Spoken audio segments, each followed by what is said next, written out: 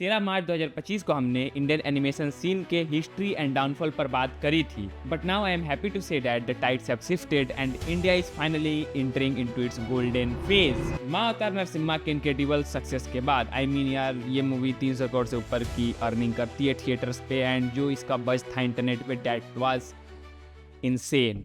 And इस scene में finally the goated director enter करने वाले हैं जिन्होंने भाई बेसिकली पूरे स्टोरी टेलिंग फील्ड को चेंज किया है इंडियन सिनेमा में। I am talking about none other than S Rajamouli. मतलब ये वो इंसान है जिसने इंडियन स्टोरीज को वर्ल्ड लेवल पर प्रेजेंट किया एक बेटर इमेज के साथ। बट ये वीडियो इस नुआंस डायरेक्टर के अपकमिंग प्रोजेक्ट के बारे में नहीं होने वाली, बल्कि ये ओवरऑल इंडियन एनिमेशन सीन के बारे में होने वाली है। देखो, मैं वो बंदा हूँ जिसने One Piece, Naruto, Black Clover, Demon Slayer, Hunter Hunter, Solo Leveling, Jujutsu Kaisen, Doctor Stone, Dress Up Darling जैसी अनेकों एनिमेस देख रखी है। And Vinland Saga is one of my favourite anime. अगर आपने नहीं देखी तो I will highly recommend you all to watch that amazing story. खैर, back to topic. If I say I know what a good animation and animated story telling is, I know that's it. Can Indian animation really compete with Japanese anime, और we are just chasing the shadows? Japanese anime अपने stories, मांगा और real emotion से draw करता है। हर genre, हर mood के लिए एक एनीमे मिल जाएगा तुम्हें। तो इंडियन एनिमेशन अब तक माइथोलॉजी और फॉल्कलोर से बाहर क्यों नहीं निकल पाया? सिंपल सी बात है, ये कहानियाँ हमारे डीएनए में इम्बेडेड हैं। स्टोरीज लाइक रामायण, महाभारत, हनुमान, ये सिर्फ कहानियाँ नहीं, इमोशंस हैं। प्रॉब्लम इंडियन कंटेंट के साथ ये थी कि इनका कंटेंट वीक नहीं था, बल्कि जो इनकी प्रेजेंटेशन थी वो आउटडेटेड होती चली गई। अब राजामौली जैसे स्टोरी टेलर उसी मैथोलॉजी को री इन्वेंट कर रहे हैं मॉडर्न विजुअल, सिनेमैटिक टेंशन और डीप इमोशंस के साथ।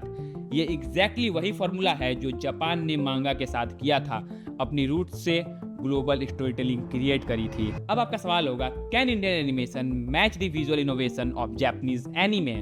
जापानीज स्टूडियोज लाइक फोर्टेबल और मापा, इन्होंने मिलकर हैंड ड्रॉन मैजिक को सिनेमैटिक आर्ट में बदल दिया। इंडियन एनिमेशन अब हाइब्रिड जोन में जा रहा है, जहां वो 3D detailing plus sterilised 2D art को एक साथ कंबाइन करके लीजेंड ऑफ हनुमान, महाअवतार नरसिम्हा और बाहुबली द इटर्नल वार जैसे कहानी को प्रेजेंट करने वाला है।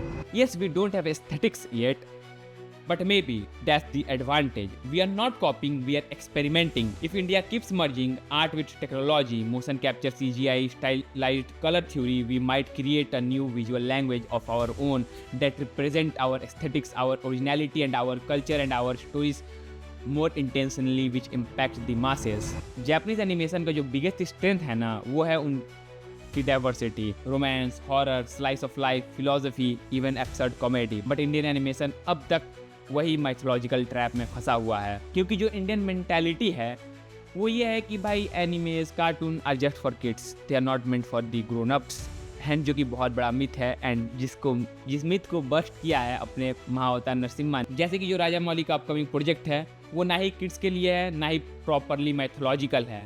ये सिनेमैटिक, इमोशनल एंड मैच्योर कहानी है जो कि इन बिटवीन एवरीथिंग रिसाइड करती है। एंड ऐसा ही शिफ्ट हमें जापानीज एनिमेशन में दिखा था 90s के टाइम पे, एंड इंडिया का ये शिफ्ट अभी टेक प्लेस कर रहा है, जो कि इंडिया को गोल्डन फेज में धकेलेगा। अब आपका सवाल होगा कि क्या इंडियंस कभी भी प्रोफेशनलिज्म अचीव कर सकते हैं जो कि हमें जापानीज एनीमे में देखने को मिलता है? वो कंसिस्टेंसी, वो नुआंसेस, वो प्योर एक्सपीरियंस क्या इंडियन एनिमेटर्स हमें दे सकते हैं? टेक्निकली बोलूँ तो या हमारे पास वो मैन पावर भी है, वो टेक्नोलॉजी भी है, वो AI भी है, वो क्रिएटिव माइंड्स भी हैं। But on the ground level हमारे यहाँ नाम क्रिएट करने पे लोग ज़्यादा पड़े होते हैं कि भाई मतलब एक्टर का फेसेस यूज़ कर लेंगे।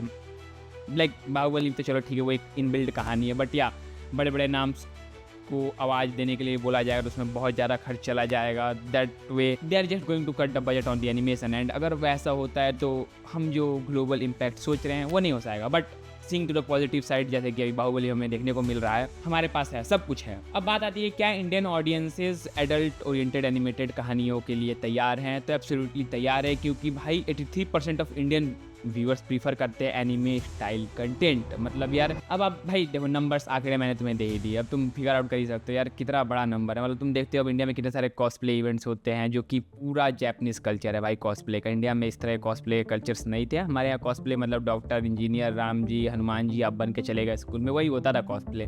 But after the anime influence in the Covid and after Covid भाई इंडिया में अलग अलग जगह इवेंट होने लगे, कॉमिक कॉन जैसे, जापानीज एनिमे के कॉस्प्लेस के इवेंट, एंड भाई कितने सारे यूट्यूबर्स हमारे प्यारे प्यारे BNF TV की कई सारे चैनल थे, इंस्टाग्राम पर आपको कई सारे कॉस्प्लेस मिल जाएंगे करते हुए लोग, and they are damn good at that. वो जो कल्चरल इन्फ्लुएंस है, वो जो हेरिटेज का उनका इन्फ्लुएंस है, जो उनके मतलब जो पूरा proper Japanese anime cultural change लाता है, माइंडसेट शिफ्ट लाता है लोगों के बीच में, वैसा लाना पड़ेगा, तभी जाके आप उस तरीके का बड़ा बन पाइएगा।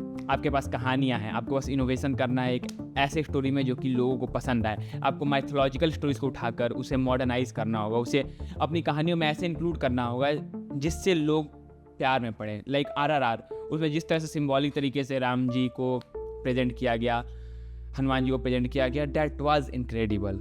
एंड वैसे ही कुछ आपको करना पड़ेगा, लाइक जिस तरह से बाहुबली द इटर्नल वार्स में राजामौली करना चाह रहे हैं, that's going to be amazing. Godly beings, एक इंसान मरता है, एक अलग रिल्म में चला जाता है, वहाँ पे इंद्रदेव आते हैं उसे मारने, someone is trying to save him, उसमें महादेव हैं।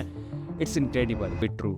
And when I saw that I was like wow, क्या बनाया इन्होंने। एंड जो एनिमेशन स्टाइल है आर्केन और स्पाइडर वर्स के टाइप का, यार वाटर कलर टाइप के पैलेट, सारे कलर्स एक दूसरे से मिक्स हो रहे हैं भाई। वो जो आर्ट है ना भाई, आपके दिल को छू जाता है, आप हुक्ड हो जाते हो उसे देख के। देखो यार, जो इंडियन एनिमेशन है ना, उसकी स्पेशलिटी, उसकी यूनिकनेस उसके रूट्स में है। एंड हमारे पास एक स्पिरिचुअल मल्टीवर्स है, एंड उसका अगर हम अच्छे से इस्तेमाल कर लेते हैं ना भाई, कोई दुनिया की कोई स्टोरी टेलिंग उससे बीट नहीं कर सकती। हमारे जो स्पिरिचुअल मल्टीवर्स है वो इतना डेप्थ है, psychology, philosophy, morals, life, slice of life में ना, क्या वो कुछ इन्वेंट नहीं करना है, बस री इमेजिन करना है उन कहानियों के थ्रू। एंड अगर उन सबको हमने बढ़िया से मिक्स कर दिया यूनिवर्सल इमोशंस के साथ, like love, revenge, identity, power, तो इंडियन एनिमेशन भाई वर्ल्ड लेवल पर कम्पीट कर सकती है। एंड भाई अपनी एक एस्थेटिक, अपनी एक ओरिजिनलिटी, अपनी एक आइडेंटिटी क्रिएट कर सकती है। जस्ट लाइक पूरे इंडिया में साउथ सिनेमा ने अपनी एक आइडेंटिटी क्रिएट कर ली, वैसे ही हम वर्ल्ड लेवल पे एक अपनी आइडेंटिटी क्रिएट कर सकते हैं। तो आप सबसे एक बहुत इंपॉर्टेंट सवाल है, आपको क्या लगता है, इंडियन एनिमेशन को एनिमेस जैसे बनने की कोशिश करनी चाहिए या फिर अपना ओन एस्थेटिक एक्सप्लोर करना चाहिए एंड एक्सपेरिमेंट करना चाहिए, ताकि वो अपने ओरिजिनलिटी को डिस्कवर कर पाएँ? क्योंकि जो एनिमेस थे उन्होंने जापान के कल्चरल मिरर के तरह काम किया, बट जो इंडियन एनिमेशन है वो इंडिया के स्पिरिचुअल मिरर की तरह काम करेगा।